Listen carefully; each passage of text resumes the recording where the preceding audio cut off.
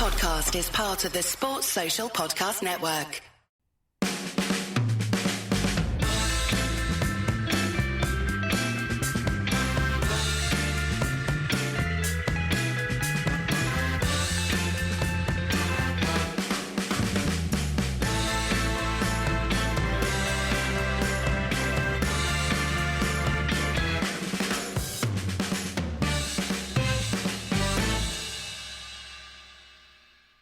Hey, Tom. So, I think the last time we spoke, we talked about transfers as well, and it's not really the kind of MO of this podcast to talk about transfers all the time, but there hasn't really been a week quite like it at Manchester United. We haven't actually signed anyone, but it's the who we could have signed that is absolutely stunning. Yeah, I'm not one for transfers, really. I don't get that excited by them. I don't speak about them that often on Twitter or even to people. I kind of wait for something to just be announced. But this week it's just impossible to do that because it's just been as mad a week as I've ever known at United. It's just every day is just throwing up new craziness. Like as soon as that Brighton game happened, even before that, to be fair, I think the Arnautovic rumours were actually before the Brighton game. It's just been mad. Panic. You think of panic buying as a term, but in this term, it's when you think of panic, everyone at United, all you can imagine in the transfer committee is just people screaming, and in that an airplane where they're told oh. Is there a pilot on board? And then they're all just going absolutely manic, running out the windows and stuff. That's how I imagine the transfer committee looks at United. People are just jumping out the window, going mad. Just waiting for Ten Hag to set himself on fire, right? It's yeah, exactly. Or is Ten Hag the blow-up dummy in the pilot's seat? Honestly, it's just bonkers. I guess we were led to believe, or we wanted to believe, and it might be the latter, that the new structure of Richard Arnold delegating power to the football part of the business, led by John Murtagh, with Andy O'Brien as his deputy, a new scouting and recruitment and analytics department, and the new manager would lead to some kind of professional process in acquisitions, sales, and squad management. And that's what we all want. It doesn't feel like rocket science, but any notion that is happening at United has just been destroyed by this past week. Yeah. and the absolute shenanigans. So I guess it was just before the Brighton game that news started to break of the Arnautovic bid, and then maybe just after that we all started to hear stories about Adrien Rabiot. So maybe we can dig into that. We touched briefly on the last pod with Dan about Arnautovic, but obviously it got a lot more detailed after that. And it's just stunning. And one, just a player on his own. Are we led to believe a 33-year-old who spent the last 3 years in China and last season at Bologna is the answer to all United's problems? Or any problems? That's that one. And then there's obviously the very predictable and very correct reaction from people that, hang on a minute, this guy is just a bit more than problematic. and then it seemed to be dropped within 24 hours based on, are we led to believe, fan-led reaction. Just mental. All of it. It is crazy. I remember we had a chat in maybe June or July when we were pursuing De Jong. I think it was in the first 2 or 3 weeks when we were rumoured to be getting him. And we had a discussion about, actually, I kind of like what United are doing here. We're being a little bit pragmatic. We're not taking Barcelona want this, and we're not just going, we're going to overpay for a talent that we want. It felt a little bit methodical to a certain degree. For 2 weeks, I think the transfer committee seemed like they were maybe turning a corner, and then the whole summer it's just descended and descended. The transfer wise has just descended and descended. The De Jong thing is still ongoing incredibly, and this week, it's just culminated in Marko Arnautovic. How the hell did they get to that name? It's incredible. And Adrien Rabiot, who is what? Like the guy is just it's incredible. I find myself speechless because for United, surely one of the main things that we need from this time under Ten Hag is to rid all the bad eggs from the dressing room. And we've. I'm not saying that all these guys were really bad eggs, but like you think of Pogba as a great person to leave because of it just didn't work out, and he was kind of taking a wage. It looked like we might be able to get Ronaldo out, and then you look at getting Arnautovic in with his historical past xenophobia and racism, and also the fact, not even like removing yourself from the racism and xenophobia, just how bad of an Napoli is in general, just on the pitch. Yeah. He's almost like a Ronaldo light, this without anywhere near the same talent. And then Rabiot, whose mum apparently walks into managers' offices and demands that her son is playing like he's a 12-year-old boy. Yeah, well, pretty much, yeah. You're right, exactly right on Arnautovic. I mean, he's said to be extremely arrogant and on and off the pitch. And like, on the pitch, okay, fine. Off it, we just don't need that toxicity. And then there's the moral question, which United as a club seem to have given up on anyway. They don't care. Ryan Giggs sitting in the director's box not all that long ago. Ronaldo on the pitch and Greenwood still on the website. So, like, United don't care about what these players have done, clearly. So that obviously hasn't... Like, it's not like Ten Hag and United, if they've done any kind of background research, don't know about this, right? Just simple Googling will get them to it. So they just didn't care. Well, you say Googling, but like, I think the Arnautovic one we all remember from last summer. Yeah. Like, that wasn't one that like slipped under the radar while he was at 20 or whatever. It was on Showcase in front of the whole world, basically labelling obscenities at North Macedonian fans and Albanian fans, because obviously that was kind of what his rhetoric was about. I think he denied it at the time, but it's hard to deny, and he got a 1-match ban for it. Yeah. And I think he even did a hand signal, like a Serbian nationalistic hand signal at the time. Right. Like, it's but this is another thing that kind of concerns me about this, is that this is Ten Hag's man.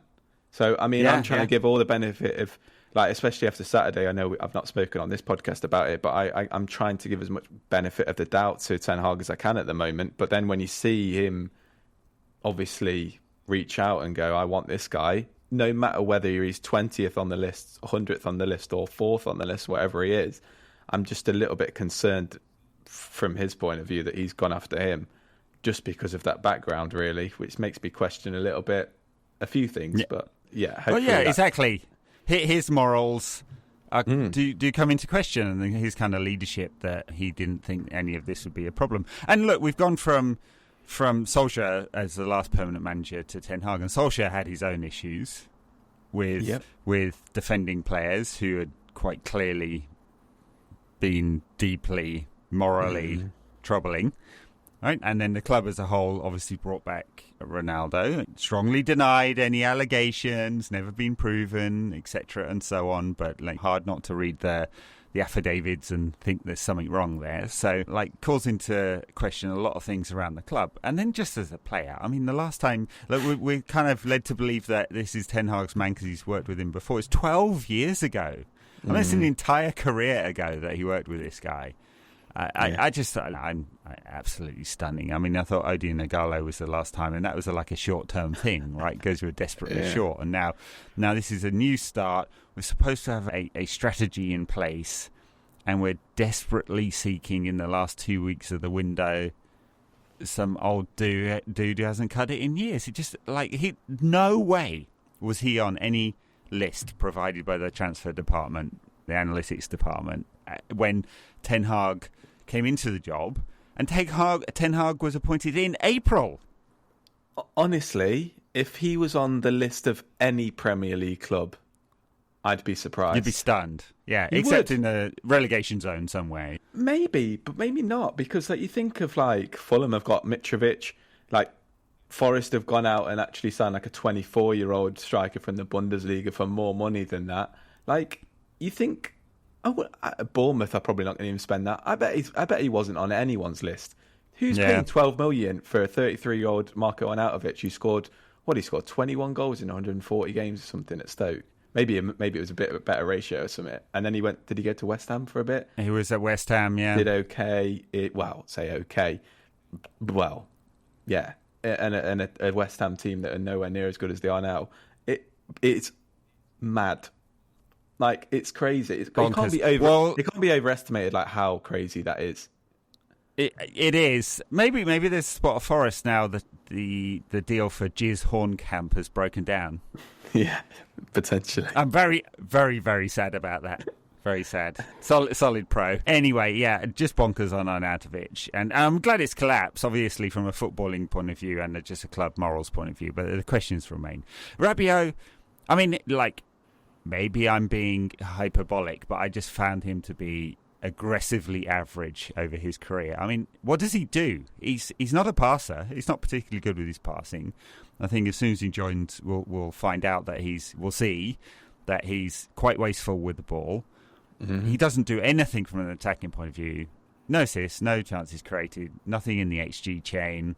He doesn't progress the ball at all. I mean, he's in the bottom 10 percentile. So there are 90% of players, of midfielders, are better progressive passers than Adrien Rabiot. So he's going to add nothing from an attacking sense. From a defensive sense, it's all meh. Pressures. Yeah, he runs around a bit. And he was actually quite good, as I recall, when PSG beat United at Old Trafford last time out. But he runs around a lot and then doesn't do much with the ball, is my sense of him. So that's him, the footballer. No one at PSG was particularly upset when he went. They'd had enough of him and the entourage, well, his mum. And no one at Juventus is going to be upset too. They're desperate to get rid of him, and I imagine that they cannot believe their luck that they found someone who will actually pay them to take him off their hands, because he's a millstone around their necks because of the huge wages, and he'll because of the tax situation in Italy and the special dispensation they get on 50% of their tax, he'll be on massive wages at United, massive. Plus, I presume his mum is demanding a huge fee as well. Well, I read rumours that when he was first linked to United, that the Juventus were trying to be shipping him for a while just on a free because they just wanted him at the club, and then United come along and with a huge offer. I'm with you. I don't really know what Rabiot offers that McFred offer. I mean, that sounds really, really so. depressing. Juve, I mean, they're not the same. Pogba and Rabiot, obviously. Juve signed Pogba as partly a replacement, at least in squad terms. So probably more a replacement for Aaron Ramsey, that's sort of more attacking side of the midfield bits. But they're about to sign Leandro Paredes from PSG, who's a better player. Oh my God, why can't we just sign him? Yeah, it's just a much better player. Mm-hmm. And so I just thought, what's going on? 800 analysts, and this is what we think is the answer. Juve are also trying to ship out Arta, aren't they? Yeah. Would Arta not be a better solution? He's kind of stalled a little bit at Juve, but when he was first at Barcelona, he was like the answer at what people were talking about. I wonder whether there's some legal shenanigans going on around that one as well, because remember they swapped him for Pjanic, and they were both valued at £400 million or something for convenient FFP purposes. But yeah, I find it. I can't work out the strategy in all of this. It doesn't make any sense to me. I know you see the argument. Well, he's better than McFred, and maybe he is, maybe, but it's not much of a bar. And I kind of think, given United can still pay top wages. Even if we're not in the Champions League, but it'll be a promise of basically a 25% jump if you get into the Champions League. And I know United aren't what they were in terms of attractiveness, not being in the Champions League, not really doing very well over the last 10 years and so on, but can still pay lots of money. So, like, I know I'm being simplistic, but isn't the answer, you've got all these analysts, you work out what you need, you work down your list from the top one, and maybe you can't get him all the way down, right? And if Rabiot's anywhere in the top 25 midfielders United could or should get for either of those attacking and or defensive type of roles, I'd be absolutely shocked. I'd love to be a fly on the wall. I wish they were filming the All or Nothing Manchester United transfer committee, because it'd just be absolutely stunning and be chaos. I remember on Football Manager when I was young, when I used to do a transfer search, I used to just click on what the player was what was the highest rate transfer valuation of a player, and if I was Man United on that game, I would basically just try and sign the highest value player on that list. And I wonder if this is kind of what they're doing with Rabiot. Instead of actually looking at players that maybe for a bit of a cheaper price, might be worth getting, or even on a free, maybe they've just looked, this guy's valued high because of his time at PSG and he's at Juventus Football Club, or they're a big team, so he must be quite good. What are they thinking? It makes I saw a stat the other day that said he had a worse pass completion rating than Scott McTominay last season. Yeah, it's about right. It's in the low to mid 80s. Yeah, and all I thought Rabiot was good at was passing the ball. I thought he was quite clean, but clearly not. He does nothing. He does nothing except for cause problems. And if maybe he's a small upgrade on McFred, but then at least the one thing that McFred do have is that they have passion and they have the right attitude. Unfortunately, they're let down by their technical and tactical and ability, but they have that going for them. Whereas this guy coming in doesn't really have that, and also has huge mentality problems as well, and has a mum who's an absolute nightmare by the sounds of it. He's 55th percentile amongst all midfielders in the top 5 Euro leagues for pass completion rate. So it's a very definition of average for pass completion, and 14th percentile for progressive passes. 14th, right? He's amongst the worst possible for midfielders. So he cannot pass the ball sideways, which is what he does. And I know I'm simplifying, but that's basically what my eyes tell me, and it's what the data tells me as well. I think it's madness. Now, rumours, and this seems much less concrete, rumours tell us that Sergei Milinkovic-Savic is on United's radar. They've told us that every year for about the last 10 years, as far as I can tell. He is much, much more attacking than Rabiot, up there with the assists and expected assists and shot creating actions and all of that. So I don't know whether it's not like for like, right? It's that United need an attacking 8, otherwise Eriksen's going to be playing that all season, basically. Sure, but I don't feel like Milinkovic-Savic is. I don't feel like that position is the one that's needed more than anything. No. So no. So when I saw that rumour pop up, I'm like, yeah, great player. We get linked to him every year, so I'm sure this is probably not true anyway. It might be. Hopefully it is. But then also, if you're thinking, we're going to sign Milinkovic-Savic and he's going to be the answer in midfield, no, because again, he's not the player that we desperately need right now.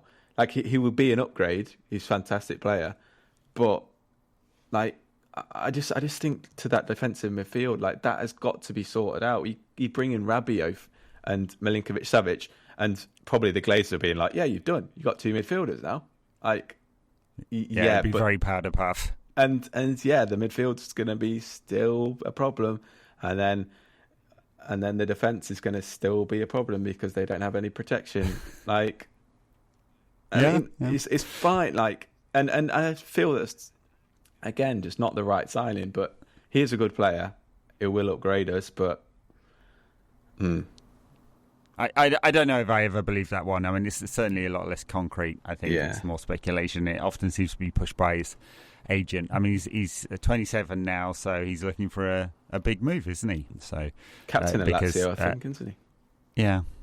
And obviously De Jong, that saga, because it's a saga now, and we always have to have one saga. It keeps running. I don't know what percentage you'd put this at. It seems very low likelihood that it's actually going to happen now.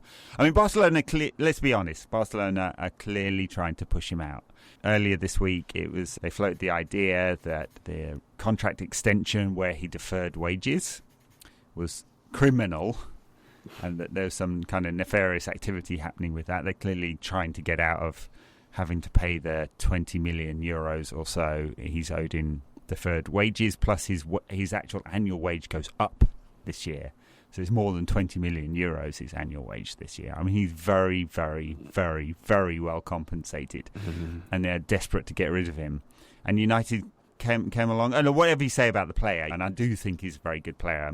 I don't think he's shown it last season, particularly at Barcelona. But United came along and gave them exactly what they wanted: 80 million euros. They make a small profit on their initial investment, and they'll take the wage off their hands. And it just appears to be, not knowing any actual details beyond what's reported publicly, that it's both that deferred wages payment and probably De Jong's reluctance to join United given the current state of the club. And honestly, if he looked at, two things. If he looked at United versus Brighton, he'd gone, I'm clearly going to be an upgrade in that midfield. Well, that's true. I'm sure he'd back himself to upgrade United, but he might have also thought, this is a shambles. Yeah.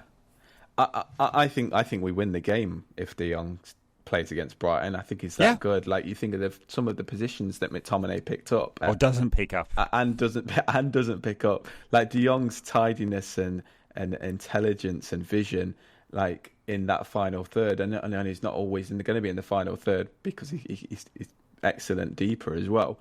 But like, he's going to be such an upgrade that I think we win that game against Brighton. Like, we weren't great at the weekend, but he is so good that he could really upgrade us and take us to a higher level despite the inadequacies elsewhere. If I was United, I'd just literally go all out. And I know we're maybe making a rod for our own back later on, but like, I think he's so key. And Ten Hag obviously believes that he's so key to United actually coming on and developing under him, that I'd just go all out and spend whatever it takes to get him. And also show to the player, Jesse Lingard spoke about this when he went to Forest, that he is really, really wanted and he's going to be loved at United. If United go all out and give him above what he wants and needs, it's like, okay, these guys really want me, they really need me. He probably knows that already, but flat, like, basically give him, like, whatever present he craves. But if that is not going to happen, what a colossal waste of time. And the fact that there's until the past week or so, it doesn't even look like we've really been going for any other centre mids. And like, there was talk, I saw talk after the Brighton game that, maybe we can put, I think Jonathan Wilson was talking about it, Leandro Martinez, why didn't he play a defensive centre mid at the weekend? I mean, if we bought him for that reason, then why? Why didn't we just buy a defensive mid? Well, exactly. The 50 million spunked there was clearly because Ten Hag wants a left-footed centre-back. I think the notion that he's going to play in midfield, he's played there like 20 times in 170-odd games for Ajax. Yeah, so I don't know. I think we dismissed that one. De Jong's there because he's the kind of controlling player that can link the back four and the attack, and that's what Ten Hag wants from him. He's not, he's not a guy who's going to create loads of pressures or put in thunderous tackles or anything like that. He gets the ball, he drives forward with it. There are a couple of great moments when Barcelona played Pumas in a friendly this week, driving like 50 yards upfield. He scored a goal late on as well. But clearly, the club are desperate to get him out. Desperate. And like, maybe as the clock ticks down towards the end of the window, resolution will be solved. But if United had, basically it's money, right? This is all about money, and maybe the player. But if United sold the money bit, it'd have been clear whether the player was going to come or not. And I don't think the bidding's going to get any bigger now, unless it's Chelsea, and Chelsea are prepared to pay those deferred wages as well, which would take the fee to over 100 million. Which, if you're prepared to pay that, then I guess, okay, that's a huge amount of money. It'll be... Well, there's two potentially really embarrassing things that could happen from this. Say we actually did end up signing him and he ended up being terrible and we pay over 100 million. Imagine how embarrassing that could be. And then also... Well, it's just one of many we've done that with. It's true. Yeah. Join the club. Typically embarrassing from United. Or he could go to Chelsea and then be absolutely amazing. And I think the third thing will probably happen, that we don't end up getting him, which is also pretty embarrassing. But yeah, however this way goes, unless he actually turns out to be really good for us, which I think he actually will be if we did sign him, this whole saga has played out, again, terribly. And then there's also Frank Kessie that, like, at Barcelona, who apparently they can't register at the moment. Like, could we try and sneak in and get him, please? Because he'd be awesome. Well, they got him on a free this summer, so I think he's probably decided where he wants to play this season. But yeah, I mean, he was very good at Milan, and you'd imagine United could have outbid. But Barcelona still have this draw. Yeah, they have this kind of thing that players want to go there, apparently. And I can't imagine that any of the many signings they've made this summer on low wages, but they can't be offering previous levels of Barcelona wages since they're trying to get their squad to take pay cuts still. Yeah. And yeah, they can't register these players because, I mean, this is great. I love this story. They sold their rights for Barcelona TV rights. So they've sold 2 blocks of it, 10% and 15% to a private equity firm, which they created a joint venture with. And for 667 million euros for 25 years of 25% of Barcelona's La Liga TV rights, not Champions League. And it turns out Barcelona put 150 million euros of their own cash into that joint venture and then claimed it back as income, which La Liga have gone, hang on, fellas, you want to hide this a bit better. I guess it's legal otherwise, or maybe we'll find out Spanish tax authorities might be looking into this, but as a notion that you could claim that as income in order to get past your FFP, not even Manchester City would have tried that. At least they hide it. At least they hide it in a third-party company. It's childish levels of dodgy accounting. I don't know who is more of a basket case at the moment, like Barcelona or United. Like, we're equally embarrassing. Like they are able to sign players. They can't register them. That's the thing. They are signing players. They're almost doing like the opposite of us. Like they're signing loads of players even though they shouldn't be, whereas we're not signing anyone when we really, really should be. Or we're trying to sign Marko Arnautovic. Yes. It's bizarre. Well, the other rumour that started today was Cody Gakpo. Again, one of these ones that if United were really interested, could have done months ago. Yeah. It's like buying players from the Dutch league, you can do it. There'll be a fee that will be negotiated, but it's going to be reasonable. I mean, I have to say I'm not an expert in this guy. I always thought he played off the left wing, but I could be wrong there. I thought he was more outside to inside type forward than a pure centre forward. So it doesn't feel like it fits a pattern. But again, I think I've only ever seen him for the Dutch national team, and he's not played very many times there. But anyway, who knows whether that one will happen. I guess we're going back to the transfer committee because they've done deep scouting on everything Dutch and that has touched the Netherlands and the Eredivisie in some way. And it's absolutely nothing to do with Ten Hag going, you lot are rubbish. I'm just going to go with who I know.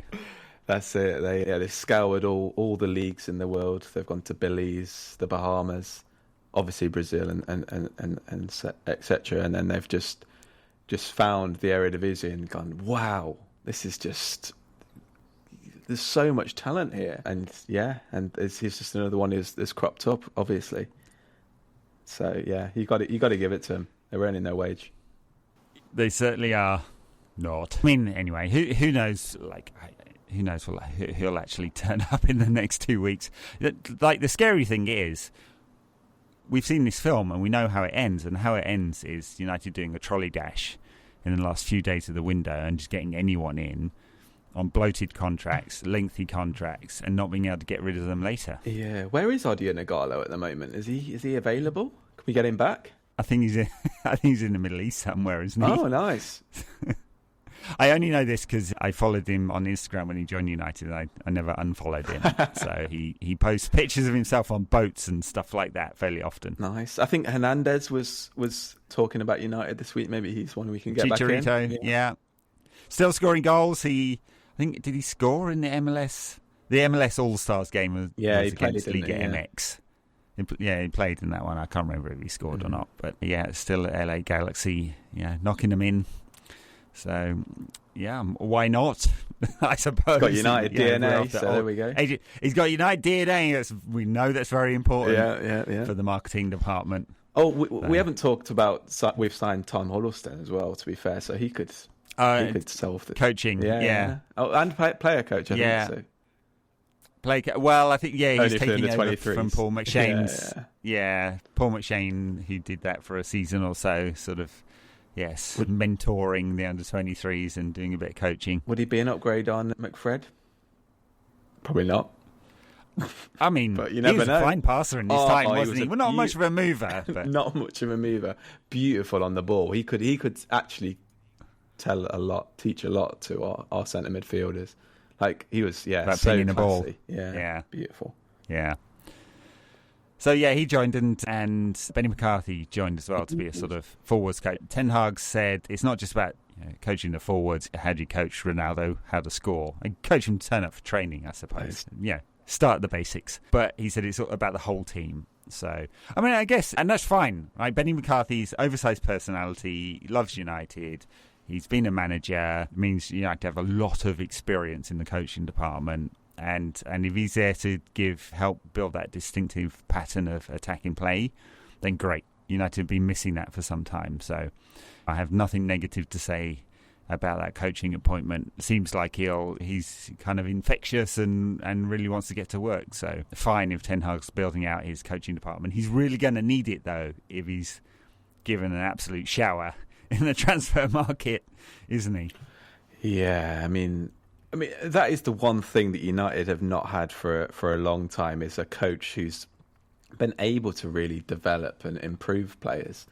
Like, you look at especially like Pep and Klopp and how much they improve the personnel that they do have. I mean, that's one of the things that I've been excited, or I am excited about potentially with Ten Hag, because under Ole, under Mourinho, under Van Gaal, under Moyes, like it feels like almost every player under each manager regressed. They came in at a certain level and they regressed. And I'm hoping that finally we might have a manager who actually, on the coaching field, actually might improve players. And that's why I think that, like, I kind of look at the squad right now, and it feels very, very doom and gloom. You think everything about United, especially after Sunday, feels very, very doom and gloom.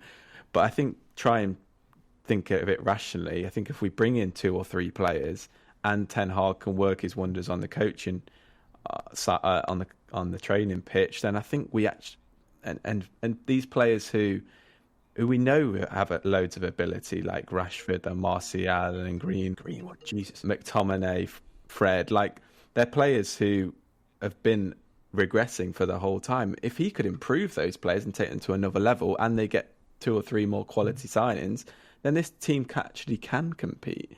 The problem is that, like, our history of being United is that we're not used to that, and we're not used to having like a manager like Pep and Klopp who has come in and actually improved players. We've kind of just got players, and then we see them for a bit, and then they get worse because, I don't know, for multiple of reasons.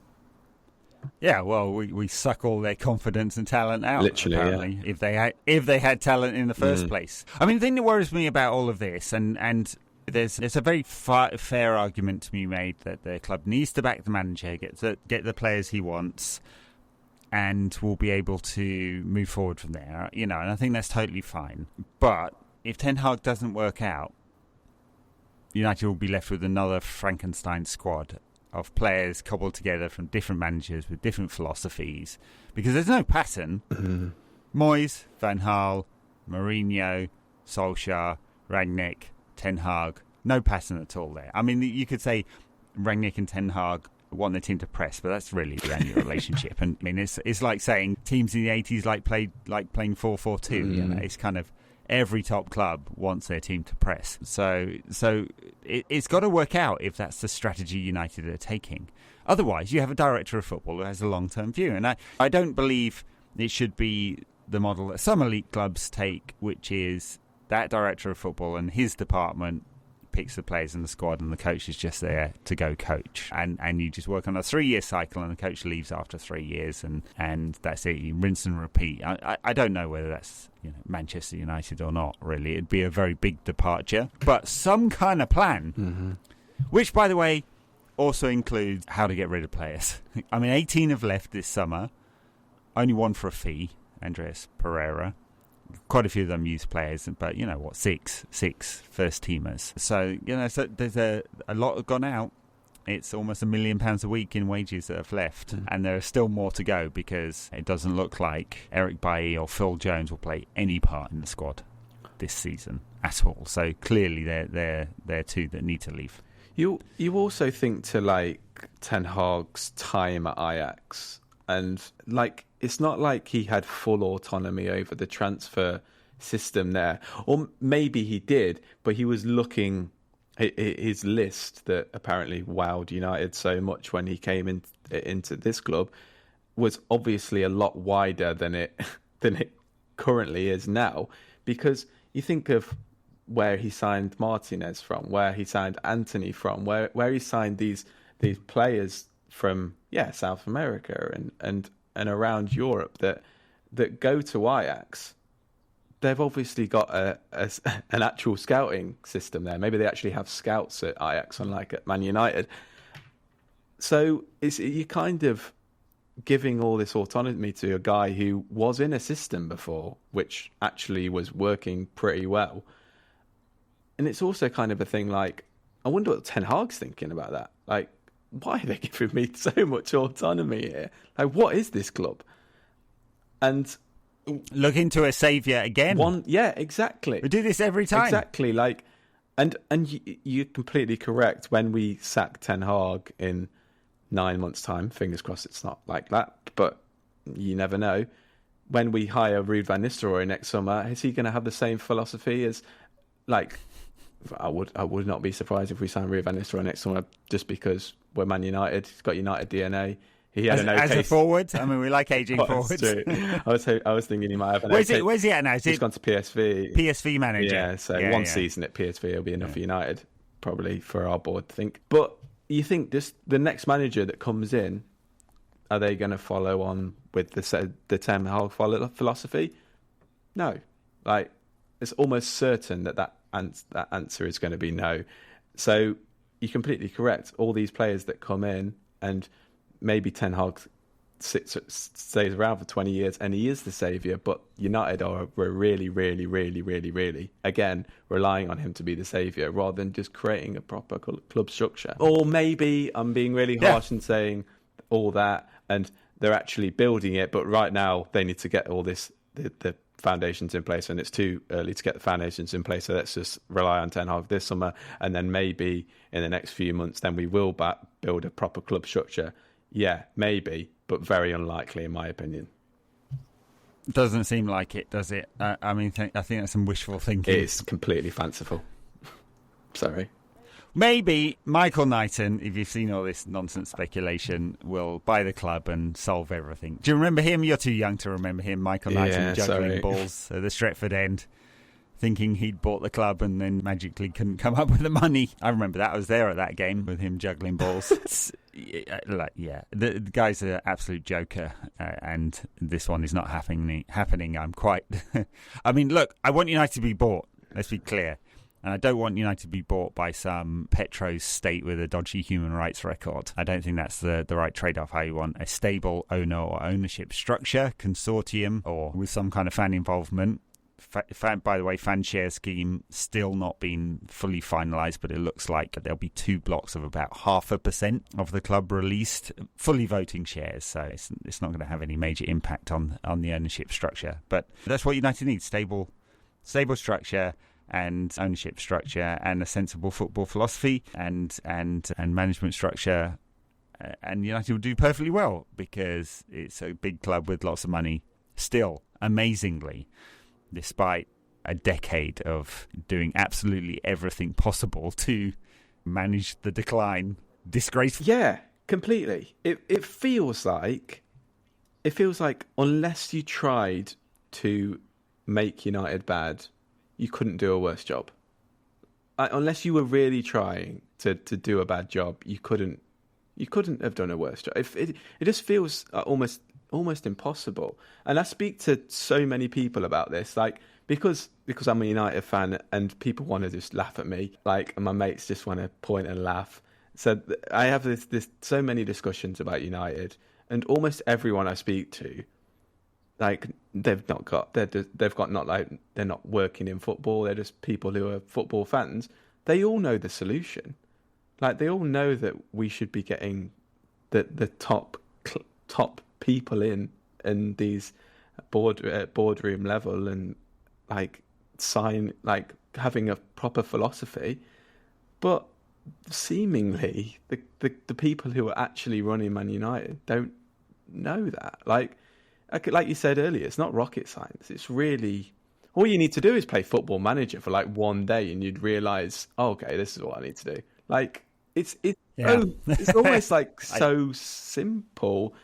Like I know, it's just incredible. Like, it's genuinely incredible. I mean, it clearly is not as simple as that. You got to have the right people in place. But yes, fully agree. I mean, there is a template for how to run a club properly, or at least in the right way.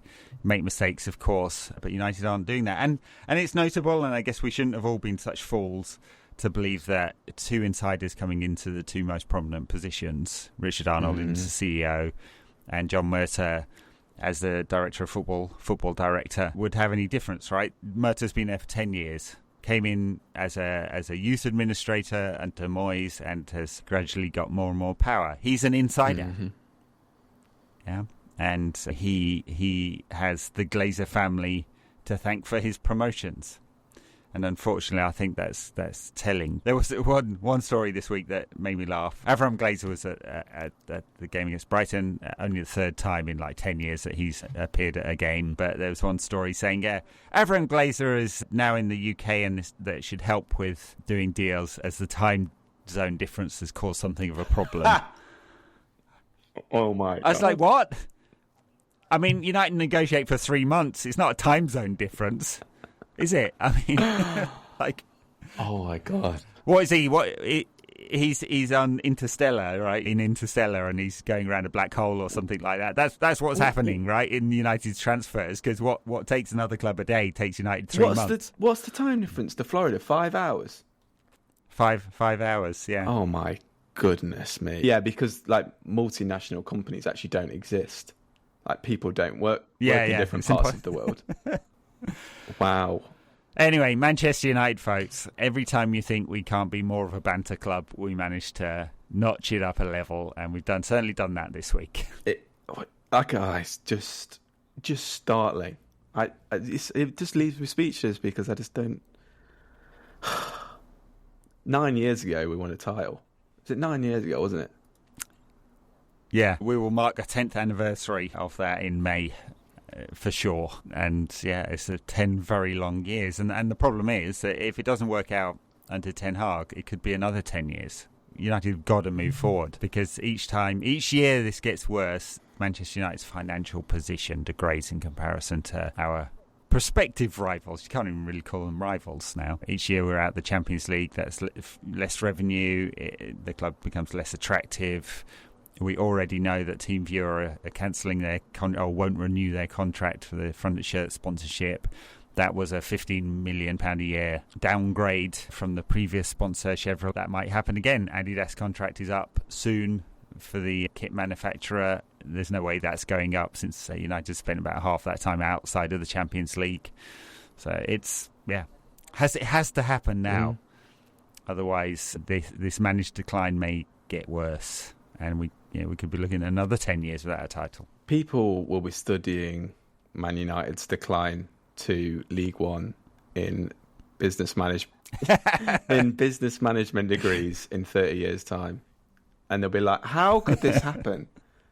And they'll be studying it in depth. And I'm sure, and we are the football equivalent of, in 10 years' time, people going, Coca-Cola? What? What? No, Man United used to be in the Premier League. But seriously, you think of Newcastle, they're going to be up there very, very shortly.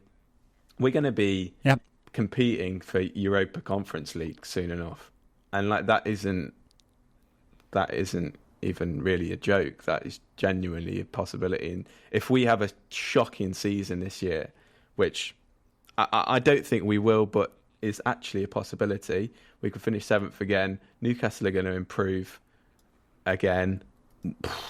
We're going to be really struggling next summer. When we're having this conversation next summer, Marko Arnautovic actually might be a good signing. Might turn us down. It probably will. Don't meet his levels of ambition. All right, let's leave it there. Thanks, good folks, for listening to this nonsense podcast. We don't often dive into transfers here. I mean, you've got plenty of platforms to do this on the daily, but couldn't not talk about the absolute car crash. I think we were messaging about this, not just a car crash, is it? It's a car crash where there's dismembered bodies scattered across the road and everyone's pointing and laughing. That's Manchester United. It's literally us. The red instead of blood is just Man United shirts spread across the tarmac.